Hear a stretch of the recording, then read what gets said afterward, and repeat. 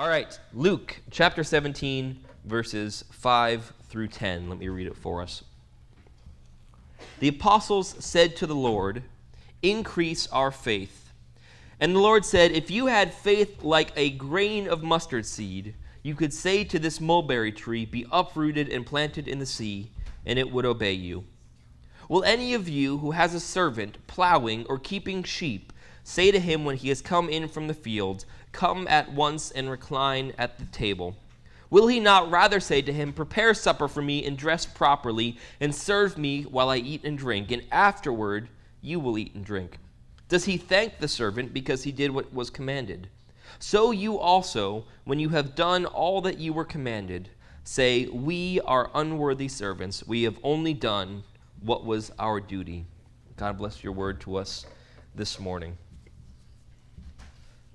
It's an interesting passage. We kind of have two stories together. I know for myself personally, I never studied these two parts of Luke together as the same reading. But as I read through the lectionary passage this week, I began to realize that these two stories are very closely connected. Now, as I began to study and to think this week what we would be exploring, I had to be very careful because there's this trap that we often fall into when we're reading the New Testament. You see, many of you may know that this isn't the only time that Jesus talks about having faith like a mustard seed. And in fact, it's easy to remember because if you go to Matthew chapter 17, Jesus does in fact talk about having faith like a mustard seed. Now, in that passage, he talks about moving a mountain. He uses a little bit different language, but there are two passages that share this same teaching theme. Now, the trouble we get ourselves into is we come to a passage like this and we say, okay, well, I've read Matthew 17. I've read about what Jesus said there. I've studied it. I've developed an opinion about what it means, and it must be that this is the same thing. Now, there's plenty of parts of the New Testament where we think that small details are changed based on information given to an author. So there are times when two different gospel writers tell the same story and a couple of little details don't match up, and it's probably just because of the oral tradition. Somebody forgot what type of tree it was or exactly where they were located. Things that don't change the meaning but make it look a little different. And so we look at a passage like this and we say, well, there's some differences there, but we just inherently assume the same meaning. There's a couple problems with that. First of all, the language is often very different. Sometimes it could be a retelling of a similar story from another gospel, but what we forget when we do that, and I'm as guilty of this as anybody, and I have to be careful, especially when I'm preaching it, the context is always different. And so even though Luke is telling what is very likely the same story, or perhaps Jesus just used this teaching multiple times, he's using it for a different reason. He's using it as a part of a different, broader narrative. The purpose of the book of Matthew and the book of Luke are completely different. There are different goals, different writing styles. And so we always talk about how important context is, but especially in a passage like this, where so much of it is familiar, we need to look at what's going on around it. And this passage has a very interesting context. If you look back to the beginning of chapter 17, it's where Jesus gives us this really kind of graphic image of what happens to people through whom temptations come and to the people that lead others astray. He gives this image of, for those people that would lead others to sin, it would be better for him if a millstone were hung around his neck and he were cast into the sea than to cause one of these little ones to sin. Now that's fairly graphic, especially for Jesus, especially the New Testament. And so the disciples hear this, and it's in response to that small teaching that they ask the question that we began with today, where they said, "Jesus, increase our faith." So basically what happens is the disciples have a reason for asking Jesus to give them more faith.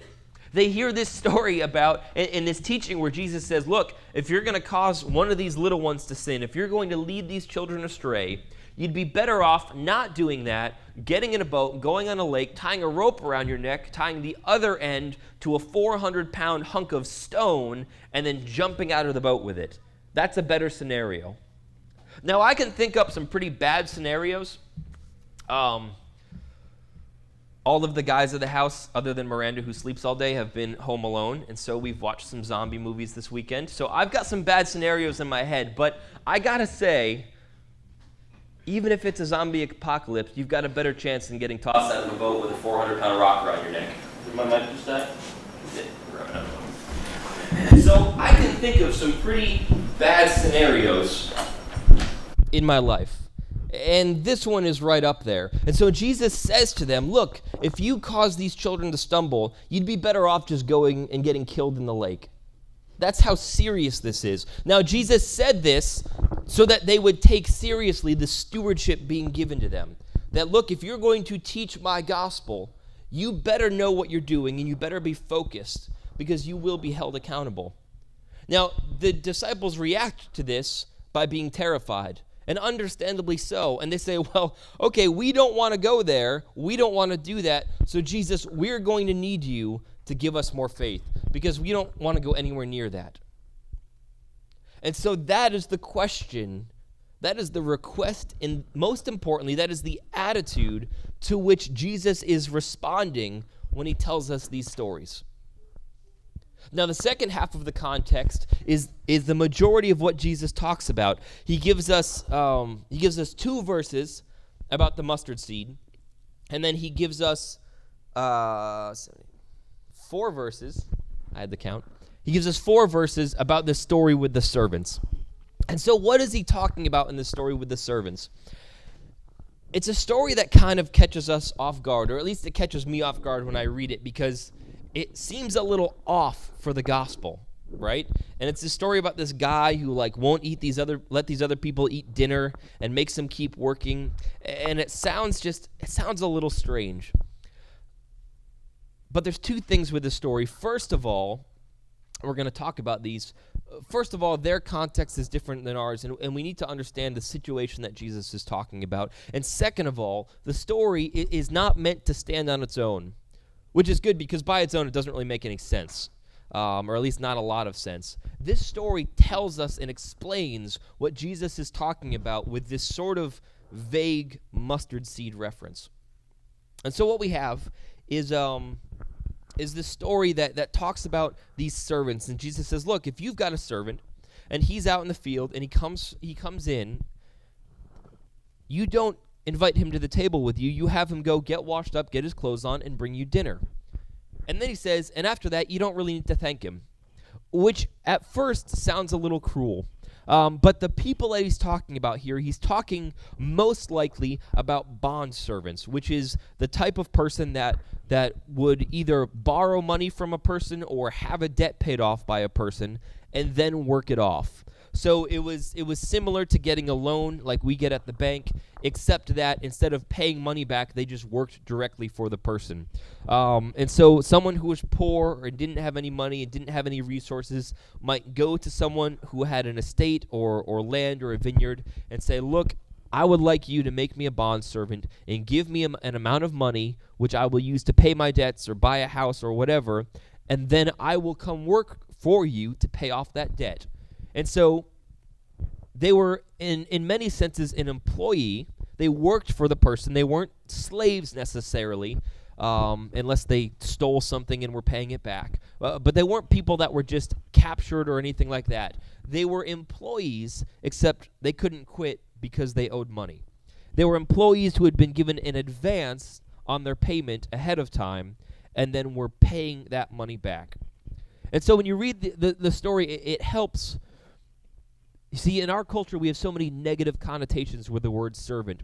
So it may help you just have the word employee or worker in your head, because really that's more realistic. This isn't a person that was being forced to work for free or anything like that. They were being paid for their labor.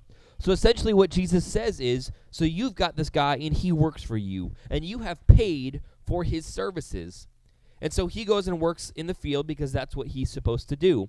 And then he comes into the house, and his work is not done because he's also responsible for your meal. And so he continues to do so. He basically says, none of you are surprised when someone in your employ does their job, and neither do you thank them for it. Now, I am an employer. In my part-time job, I have people that work for me. I direct an after-school program, and so I have usually 3 to 5 people every day that come in, and they work for me.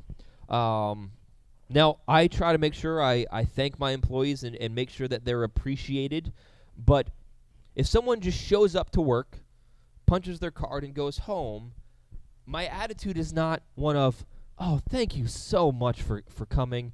I just can't tell you how much it meant to me. Because it wasn't a gift. They're being paid to be there. And I appreciate them, and I appreciate the hard work they do, but it's a lot different than if somebody just comes to my house and mows my yard for me. Right? See, that's a gift. I'm surprised by that. But when somebody comes to work, that's what I expect them to do. They have a job. Our organization gives them money, and they come to work to earn that. And so this is the picture that Jesus is giving, is look, if somebody works for you, they just come and they show up and they do their work, and they don't take a break until they're finished. It's just like any other hired help or any other hired hand. Rachel and I have babysitters that we hire to watch Emma while Rachel teaches and I'm at work. And there's plenty of times that I get home 15 or 20 minutes before we've scheduled them to leave, and I usually take that 15 or 20 minutes after I've said hi to Emma to clean up the house a little bit, get some work done, and then take Emma back when our babysitter's scheduled to leave. I don't, if we're paying somebody to babysit, I don't come in and say, well, let me give you a break. Sometimes I do if it's been a rough day, but we're paying them, you understand, to be there. That's their job. They're getting money for it. And we're not abusing or using them when they do so. Now, what does that have to do with a mustard seed is the question. Because at first there is no obvious connection. So think about this. We this weekend we just bought a new printer for the church. And the reason we did so is that our old printer just basically completely died. The bottom tray stopped working. It's out there. It's free if you want it. The input tray still works. There's a bunch of toner left. Please take it. Our printer stopped working Friday evening. Now, it's been an interesting relationship with this printer from the start. I bought it used for $40 at the state surplus store over in Waterbury. And it's a nice printer. It does duplex printing and photocopying and all of this stuff. And that printer, when it's working, it's great. It prints fast. It does both sides, so I don't have to flip pages around. It's great. But then sometimes, for no apparent reason, it just doesn't work. And I couldn't tell you why. And you've probably had experiences like this. And so finally we bought a new printer because, well, we need to print things for church. And I was sick of having a printer that intermittently just stopped working. And sometimes that's kind of what our relationships with God looks like. That's kind of what our faith looks like. We will, when we're having a good day or a good week or a good month, we are just ready to do so many things for God. We're ready to be committed. We're ready to serve. We're ready to get up early and do our devotions. We're nicer to people. We show up to church early. All of this stuff. But then sometimes it just stops working. We fall back. We fall away. We start letting up in a lot of areas of our life. You see, this is what I think Jesus is saying about the mustard seed. Now, how many people have an NIV Bible? Okay, how many people's NIV Bible uses the word small in this passage to describe the mustard seed? Okay, so I looked at this, and I read a couple translations. What's interesting is my ESV, as well as the New American Standard Bible, if you noticed, it doesn't have the word small in it. Now, I went back to the Greek and I looked, and I started in Matthew chapter 17. Now, sure enough, in Matthew chapter 17, the Greek says, if you have faith as small as a mustard seed. What's interesting, though, this passage doesn't have that word. In the original language, there's no reference to size at all in this passage. And this is why I said it's important to really pay attention. You see, if you don't know, a mustard seed is very small. They're like a millimeter or two across. It's a tiny, tiny, tiny little seed. But this passage isn't about size. He uses the same image, but there's no reference to it being small. And so I don't think that this is a passage that Jesus is saying, look, if you had just a little bit of faith, you'd be fine. This is a passage that describes the way that our faith should work and play out in our lives, especially when we pair it with the second half. So think about this. Those of you who plant a garden or a flower bed or anything like that, think about the way that things grow. Now, it's been my experience that plants that grow, grow, and plants that don't. And there's not a lot of switching back and forth. I've never seen a plant that just, sometimes it would stop growing for a couple weeks. I wish my grass would do that. If I could, one of those weeks where I mow it and it looks perfect, if I could just freeze it for like the rest of the summer, that would be great. But it doesn't do that. You see, I've got parts of my lawn where the grass is dead, or I wish it would grow, and it doesn't. And I have parts of my lawn where the grass does grow, and it never, ever stops. But there's no going back and forth. I have no grass in my lawn that works like my printer used to, where sometimes it grows really well and sometimes I can go 3 weeks without mowing it. You see, when things grow, they either do or they don't. And if you have a plant in your garden, and if you plant, we'll say zucchini because that grows really well. If you go out to your garden and it's 3 weeks into planting and you've got 6 or 8 inches on a plant in your garden, you know at that point that plant is healthy. And unless something catastrophic happens, unless it floods or unless somebody puts a box over it or something like that, assuming it continues to get what it needs, you assume that healthy plant will continue to grow. You can usually tell at the beginning of summer which plants will survive and which ones won't. Because plants either grow or they don't. And once they have started that process, once they have put down roots, you can expect what happens. So if you plant a garden, the best part of planting, in my opinion, is when you go out and your seeds come up and you're like, yes, I didn't ruin it, right? There's that moment where your seeds sprout, you can see them coming up well, and they begin to grow. And that's really exciting because when you put a seed in the ground, you never know if it's going to grow or not. Some seeds are bad. They weren't prepared properly, or for whatever reason, they just don't work. Some seeds don't work. And so there's that moment, that space and time where you're waiting to see if that plant will grow. And then it comes up through the dirt, and you were excited and surprised to see it. But that doesn't continue. Once that plant has grown and begun to sprout, and once it's gotten a few inches into its growth and you know that it's healthy, you don't go out every day and be like, whoa, my corn's still growing. Because it's not a surprise. You expect that to happen. That once a plant has grown and germinated and started that process, it's not a surprise. Now, you might walk out every day and be like, man, those vegetables are looking great. You might walk out and say, oh, those flowers really are beautiful. But when I walk into the flower garden in front of my house and there was a flower yesterday, I'm not like, holy cow, it's still there. Because that's what I expect a plant to do. But so often that's not how our faith works. We want God to look at us like I don't want God to look at me like he looked at like I look at my printer. That wouldn't be good. But we want him to have that relationship where like, hey, I worked today. Like, be happy that you have bulletins for Sunday morning. I could have just not done it. We want God to be surprised and excited every time we show up to church. Like, God, I read my Bible this morning for 2 extra minutes. And there were big words this week. And we want him to be just shocked by that. The disciples said, Jesus, we need more faith so we can just go above and beyond, so we can make sure that this never happens. And Jesus says it's not about having more. It's not about being able to do more here and there.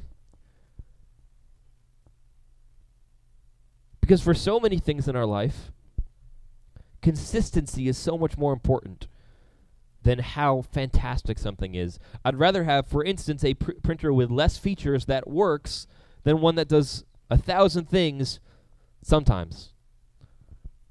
But we say, oh, God, remember that one time I did this? Oh, there was that week where I read my Bible every single morning. Wasn't it great? And God says, I'm not looking for faith like that. I want faith like a mustard seed. I want faith that I can plant in you and that it can grow, and day after day after day it continues to do so. For the same reason that a worker does his work, because that's what a worker does. An employee does work. Now, people can quit their jobs, but when they do that, they're not an employee anymore. If someone works for me, I expect them to come and show up and do their work and go home. If you are a Christian, the expectation is that your faith will be continuous, that it will slowly grow and change and strengthen out of this natural process that God has built into it.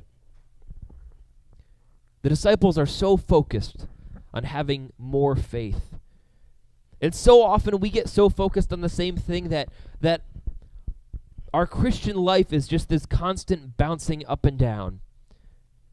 And we like to focus on the high points. We like to focus on the times where we do everything right. But God says, I don't want that. I don't want this roller coaster ride out of your faith. I don't want you to just grit your teeth one week and really push to serve me, and then the next week just stop.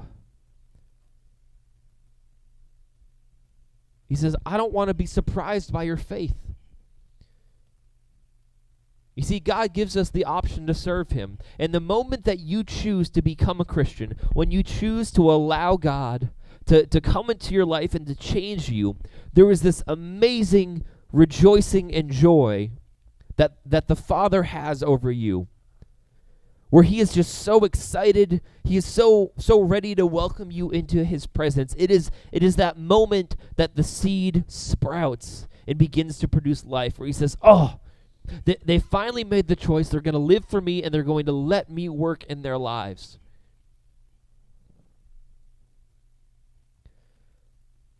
But a gardener isn't surprised by growth.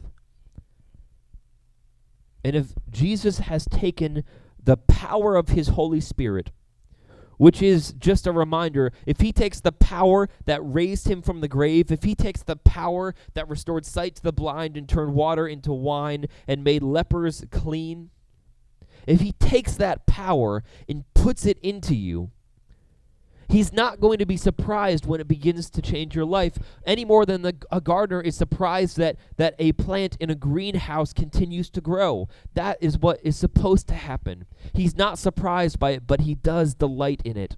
In the same way that a person who has a flower garden loves to walk and just admire and enjoy and love the beauty that they see before him, that's what Jesus wants to see and what he sees when he looks at you. When he sees you living in your faith, it's not about, holy cow, they did it another day.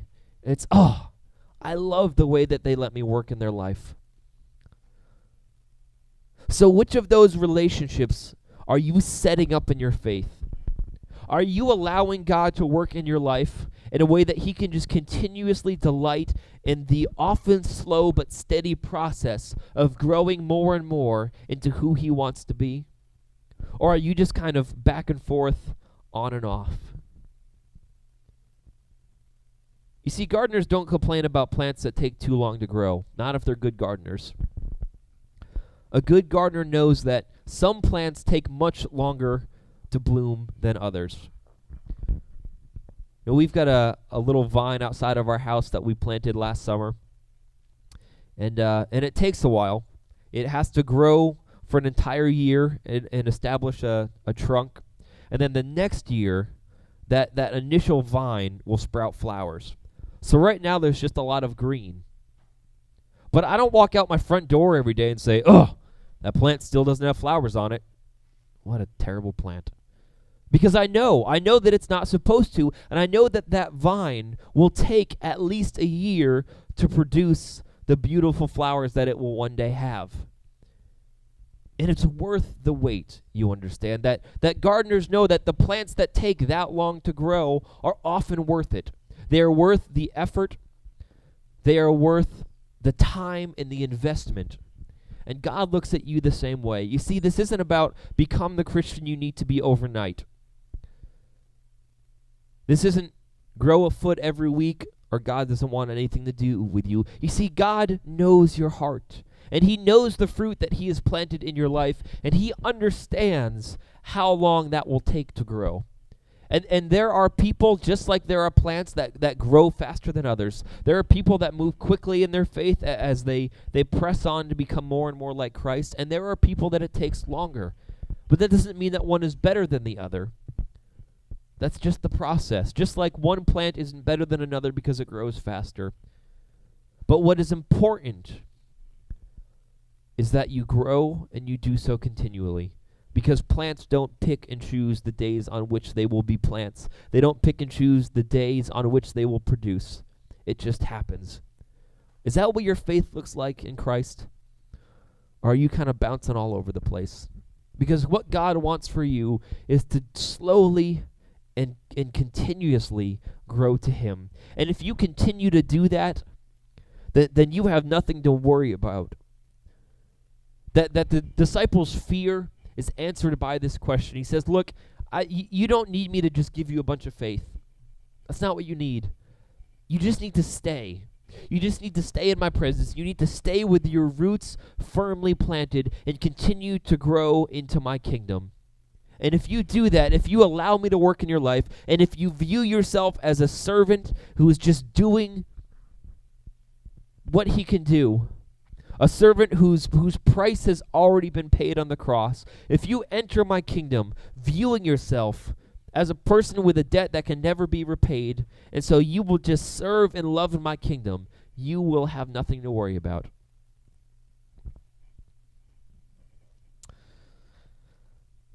In just a few minutes, we're going to take communion.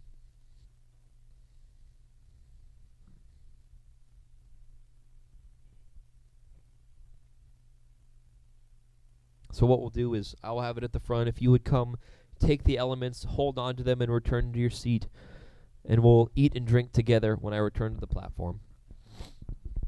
But in those moments, when you're waiting, and when you've been served and you're waiting for everyone else, take that time to spend in prayer. To spend some time looking at your relationship with Christ. And what does it look like? Is it organic growth that just happens, that springs up? Is it continuous? I'm not asking if it's fast. I'm not asking about the pace or the scope or the magnitude. Are you continually growing with him? Are you rooted in him? Are you being sustained by the life that he wants to give you?